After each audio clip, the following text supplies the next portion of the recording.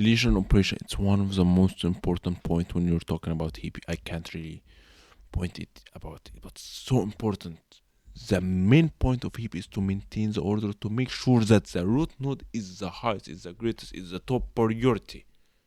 And this is why when you're deleting, you're gonna be deleting the root node. You're not gonna be delete any node. You can't delete any middle node. You delete the node, the root node, the most important node you're gonna be deleting, which is the root node. So first we're gonna be checking for the root node if it's already exists, if it is available here, and if it's available, we're gonna be replacing it with the last leaf node. The leaf node here, which for our case is gonna be bottom right. So the last leaf is the bottom right. And when you're gonna be replacing, we're gonna be removing the root node, which is the currently leaf.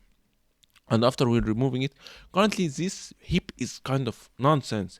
2 is smaller than 3, and it doesn't really make sense here. Why? Because this is a max heap. You can't really keep it this way. How can you maintain the heap property using heapify? Heapifying means you can bubble down, you can bubble up. You need to maintain the order. You need to change the nodes in order to keep the structure valid. You need to have it complete binary tree, and you need to have its own property. We're talking about max heap, so max heap property. So when we're heapifying, we need to bubble down. So we're gonna have this 2. 2 has 2 children. Which one is the greatest? 2 or 3? 3 is the greatest. This is why we're gonna be replacing 3 with 2. So now our root parent is 3, which is greater than 2, and the replaced card, which node, which is the 2 now, doesn't have any more children, and this is why we have stopped here. So after finally we have no more children, we need to return the removed element, which you have actually removed, which was 4. If you have just forgot about it, it's just 4.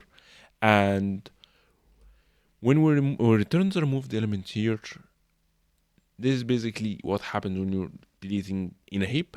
And there is a small tip that I want to give you. If both children are equal, we're gonna be choosing the right when it comes to heapifying.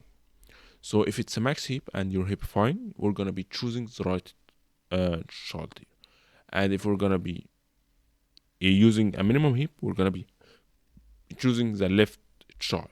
This is just a point when we're talking about minimum heap and max heap. I just wanted to make it a bit clear, and hopefully you learned something. See you next time.